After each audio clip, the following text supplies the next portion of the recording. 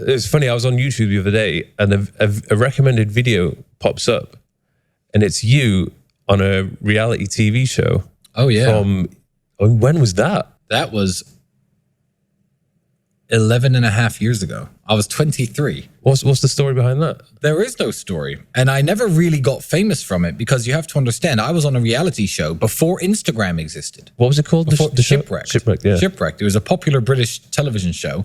And I didn't do it for fame and I didn't do it for clout or money. I was Z-list famous in the UK for about 4 months after that show aired. Then it disappeared. But I was for a time recognized in the streets, etc. I only did it because, and this is going to sound hilarious now, I think it's the first time I've ever said this. They said, yeah, it's this tropical island and you go there and you're on this tropical island for 2 months, 3 months. And I just remember thinking, oh, this is an experience I probably won't ever be rich enough to replicate. So like, which is ironic now. So next year, I'll probably, well, give me a year or two, I'll have enough money to buy an island.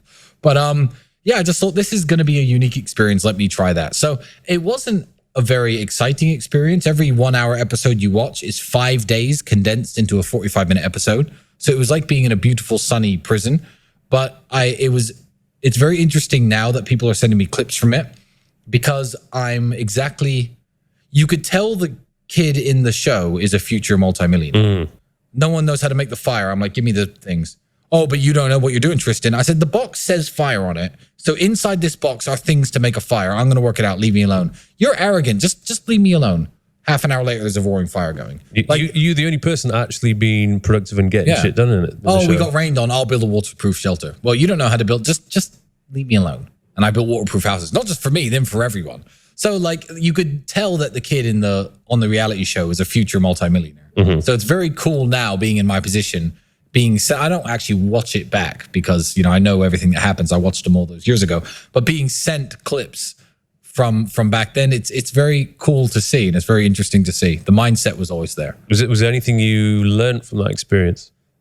Not really. I mean, I found it, honestly, is incredibly easy. I found it incredibly easy. The diet was hard because we didn't have enough food to eat, but I learned how to kill pigs and slaughter animals. They taught me how to do that before I did it for the show because it has to be done humanely. That was a cool experience. What did I actually learn? Did it give you any confidence being on camera, or did you not even realize the cameras were there? No, really. No. You get used to, after the first 3 days, you stop realizing that the camera's around. So, and I was always a quite confident guy anyway. And still at the time, even up till 5 years before that show was even filmed, I've been fighting professionally.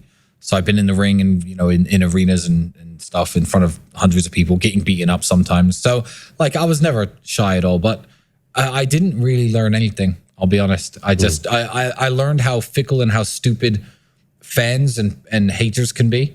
I guess that was my first experience of people on the internet, sending you stupid messages and, internet hate. But this is when you came off the show? Yeah, when I came off the show. That was my first experience of internet hate. I remember I was at a club in St. Albans and some guys came up to me. Some guys who I could have crushed, like with my bare hands. Hey man, can we take a picture of you? Yeah, sure. I took a picture with them. Yeah, see you later, guys. The next day, someone sends me a clip, the same picture on Twitter with these guys saying, hey, I ran into Tristan from Shipwrecked. LOL, told him he was a dickhead.